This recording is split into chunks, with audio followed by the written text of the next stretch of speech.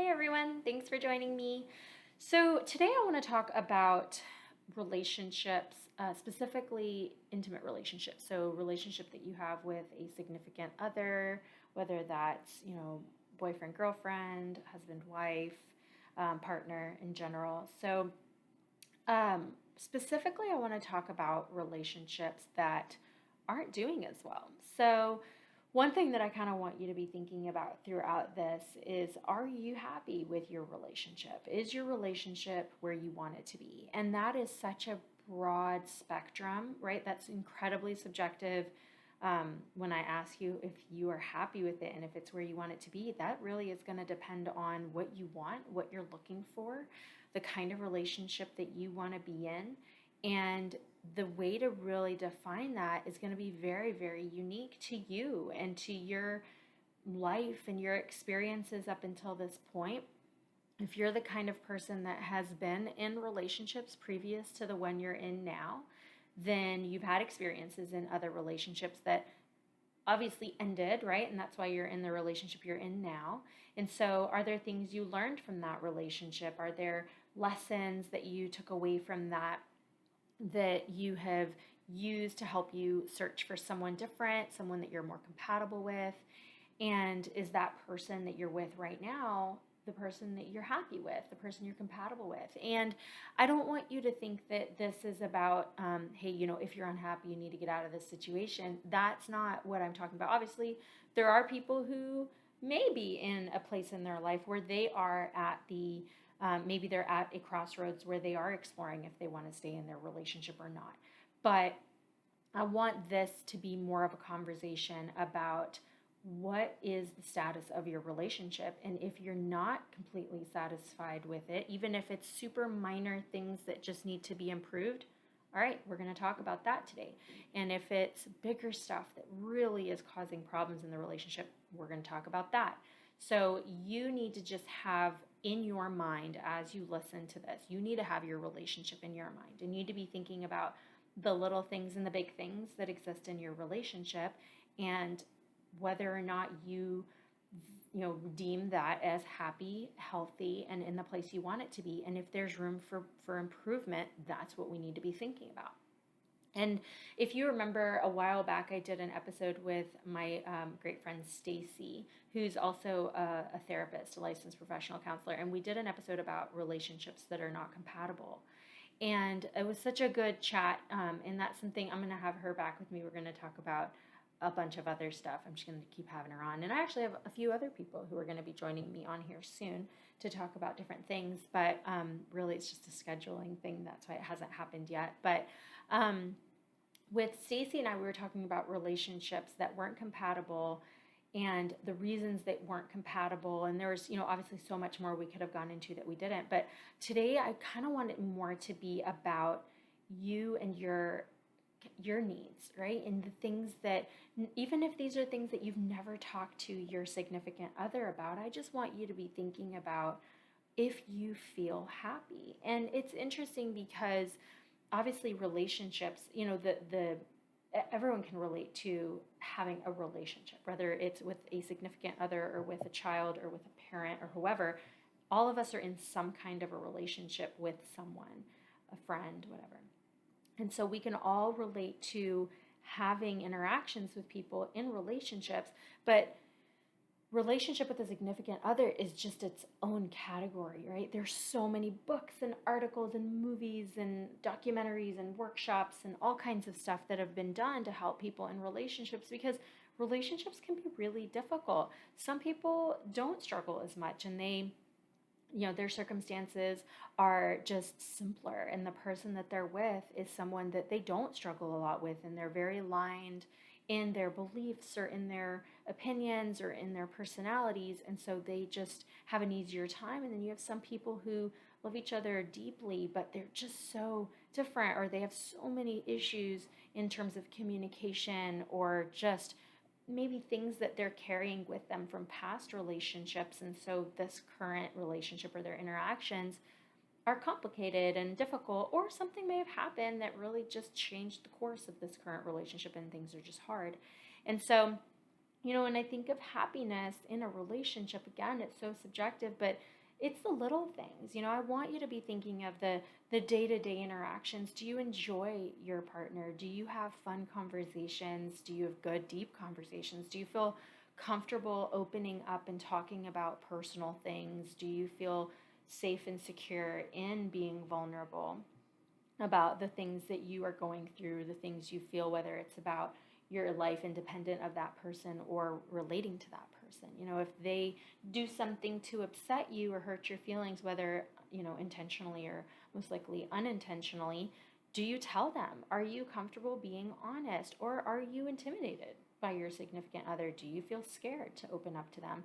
Do you feel like they might reject you or um, dismiss your feelings or just not understand, and so that leaves you kind of feeling more distant? So just kind of on that basic level of connection, do you feel connected? Do you feel happy? And I personally am the kind of person that thinks that friendship in a relationship is very important. It's this is the person, if you're in a long-term relationship or a marriage, this is the person you've chosen to be with for the rest of your life unless something changes. And ideally you would enjoy the other person's company, and the people that we choose to be with and spend the rest of our lives with should be people that we like talking to and that we like doing things with. I mean, you'll still have a life away from that person and interests and hobbies and things that don't revolve around that person, but you should enjoy each other's company. You should be able to spend time together and enjoy that.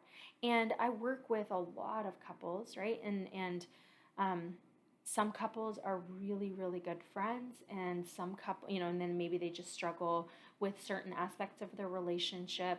And then there are couples that really don't like each other. It's obvious they don't like each other. They're together because they've been together for a long time, or there's just, something, they're together for the kids, or they may legitimately love each other and not want to be away from each other, but as people, they don't really like each other. They don't enjoy each other's company. They're irritated with each other. They don't like what the other person likes. They're not, they don't enjoy the time they spend together. And that is a big one for me. And that, maybe that's kind of what I want you to focus on today. I want you to think about if you have a friendship in your relationship with your significant other.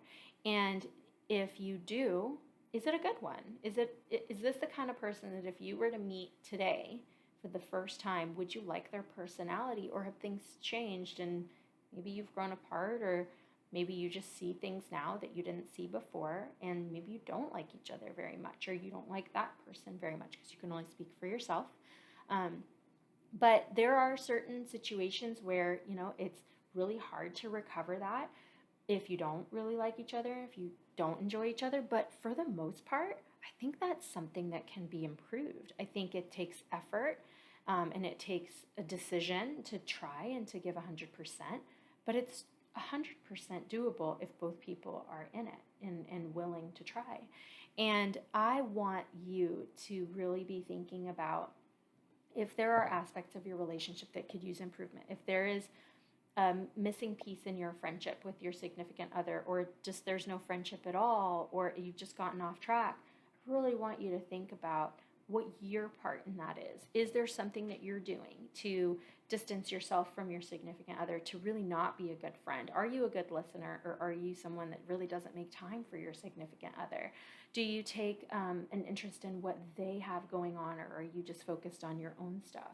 Do you take note of their struggles and check in on them and talk to them when they're having a hard time? Or are you only checked in if you have something you need to vent about and talk about, but if they're needing to vent or let off steam or cry or whatever, you're just checked out, you're not interested, you don't know what to say, so you'd just rather not?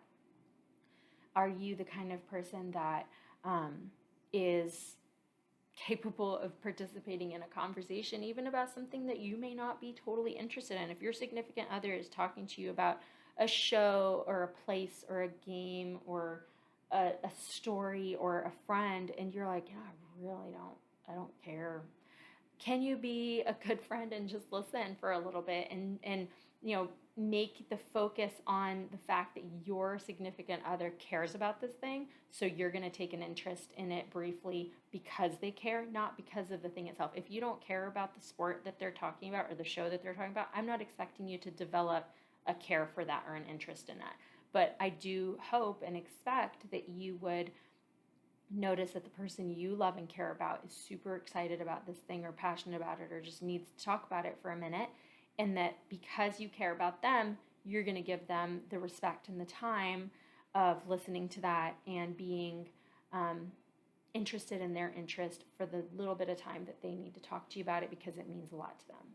That's being a good friend, right? That's being the kind of person who is not just focused on yourself and what you want, but being able to meet the need of the person that you are with. And probably need to do a whole big conversation about the 5 love languages. And if you haven't heard of that, I encourage you to Google it. But it's an amazing amazing thing to be aware of, whether you're in a no matter what kind of relationship you're in, you should probably know what your love language is and what your significant other's love language is. But we can talk about that another time. But it really is. It's, being in a relationship has a lot of aspects of selflessness. You have to be selfless to a huge extent. But if you and your significant other are both focused on each other's needs, like if all I care about is what I need, then I'm going to be selfish. But if I care about what my significant other, my husband, what are his needs? What does he need to talk about? How does he need me to be there for him? And then he's also doing the same thing for me. He's thinking about what I need, how he can be there for me, what he can do to help me. Then both of our needs are being met. But what I find in working with couples is that a lot of the time that's not balanced, that there's one or both members of the relationship are not really spending time trying to be mindful or intentional in meeting the needs of their significant other. They're just super focused about how their needs aren't being met and their significant other's not doing for them, and very, just worried about yourself, and you just leave your stuff everywhere and you expect me to clean up after you, or you didn't think about what, you just made yourself something to eat, you didn't think about me. Like all of I couldn't even make a list big enough to tell you some of the complaints and difficulties that relationships go through, because it's so vast, it's such a wide range, and some of those things are super common and I see them in a lot of relationships, and then some of them are they're new, or I'm like, okay, I haven't heard that one before. But for the most part, it's there's a lot of similarities in what couples go through, because a lot of people are living just the day-to-day stuff, living that life and living in a home, sharing a home with someone else, but not really being good friends and not being respectful towards each other, not sharing that space kindly, but being more focused on themselves and not aware that other people have different needs or different moods or different emotions or different whatever. So in your relationship, are you good at being mindful of what your significant other needs, of being a good friend to your significant other? And do you feel like your significant other is meeting your needs? And those are really, really good questions that you need to be asking yourself when you think of being unhappy. If you are unhappy in your relationship or even mildly dissatisfied, this isn't just for people who are majorly unhappy. This is hey, 99% of the time things are great. Man, when that one thing happens, it's just so frustrating, and I really it just ruins my mood. I really want us to work on that. Then that's enough. That's enough for you to be thinking of that and really wanting to make an improvement in that, because you should never stop growing in any aspect of your life. And if you're stagnant, if you are not making an effort to continue to grow in yourself and in whatever relationship you're in, that's a problem. If you're married or you have a long-term relationship, but you don't do anything to nurture that relationship, that's a problem. And, I hear all kinds of reasons and excuses. Well, we have kids and we have work and we have this. Great. Those were choices. You made those choices. Work around them. Find a way to still nurture your relationship. And it's not going to be perfect. You're not going to be able to go on a date every day. You're not going to be able to spend all this money buying each other stuff. And that's not what I'm asking you to do. But, you could probably take a minute during your day to send your significant other a text. and to see how they're doing. Or you can, when you're at the store and you see their favorite candy, pick that up for them. Or at night when you're getting ready for bed, instead of having your face in your phone looking at Facebook or Instagram or TikTok, why don't you look up and have a conversation with your significant other? Ask if they need anything. Ask if they're okay. Or just chat about something fun that happened in your day. Watch a show together. But a lot of the times, these little things do not happen in relationships. And you know yourself, if you're an excuse maker, then you know you're making excuses. But you also know if you have a lot of things going on in your life, that's realistic. That's just part, we're all super, super busy all the time. But it's up to us to prioritize and to figure out, what do we need to spend our time on more? What do we need to shift? What do we need to work around to be able to make sure we nurture our relationship? And a lot of the times with the couples that I work with, this is the main issue. There's just no time dedicated to the relationship. And if you had more time put in that area of your life, you'd probably see a significant improvement in your mood, in the relationship itself, and just the way that you run your day, because that is one of the most important relationships in your life. If you are in a long-term, married, whatever relationship with significant other, that is absolutely one of the most important things in your life. And if you don't view it that way, I really want you to think about it. You need to promote that importance in your life. Make it a priority. And if it's not, why? Okay, well, I've got all these other things. Okay, are those things really more important than your marriage? And if they are, that might be a problem that you need to look at. Or you may need to get help from someone to help you manage and balance your stuff out differently. And again, I'm not saying you need to spend hours and hours and hours every day talking to your significant other, but you kind of should want to talk to your husband or your wife. And if you don't, let's think about that. When you're around your significant other, are you in a good mood or are you in a bad mood? Is there a pattern there? Are you always irritated around that person? Well, if that was just a friend, would you still hang out with that person? Probably not. So I want you to work on it. Don't let that just be the norm. Don't just settle in and say, well, we've been together forever. That's just how we are. That's really not an option. You shouldn't just be settled in. And if if you're the kind of person where you're I know we're giving 100%, we're trying everything, we're talking to each other, we're meeting each other's needs, we're doing all this stuff, and we're still unhappy. All right. But I'm going to tell you, you're going to be the exception, because most people, and you're welcome to reach out to me and correct me if you don't think this is accurate, but if you're a therapist or if you're someone in a couple that does have problems, you probably can say that you're not giving 100%. You might be giving a lot of effort, but you're probably not giving 100%. And as therapists, we see that all the time.